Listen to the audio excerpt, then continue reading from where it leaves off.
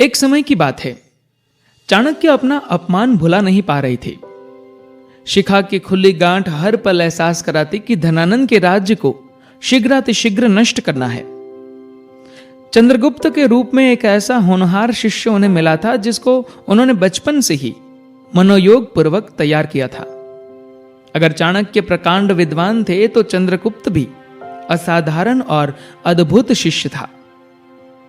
चाणक्य बदले की आग से इतना भर चुके थे कि उनका विवेक भी कई बार ठीक से काम नहीं करता था। चंद्रगुप्त ने लगभग 5000 घोड़ों की छोटी सी सेना बना ली। सेना लेकर उन्होंने एक दिन भोर के समय ही मगध की राजधानी पाटलिपुत्र पर आक्रमण कर दिया।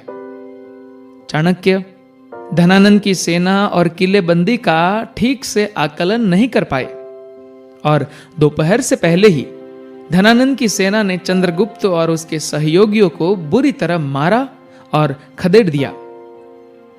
चंद्रगुप्त बड़ी मुश्किल से जान बचाने में सफल हुए। चाणक्य भी एक घर में आकर छुप गए।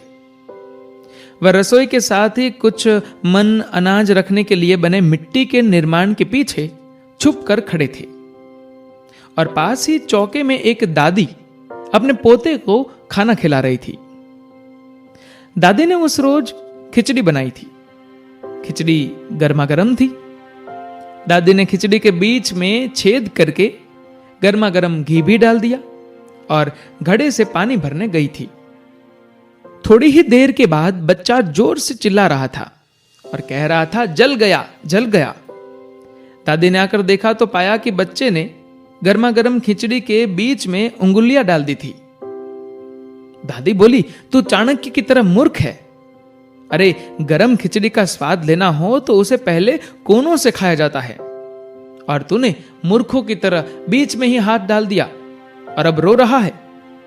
चाणक्य बाहर निकल आए और बुढ़िया के पांव छुए और बोले, आप सही कहती है कि मैं मूर्ख ही था, तभी राज्य की राजधानी पर आक्रमण कर दिया और आज हम सबको जान के लाले पड़े हुए हैं।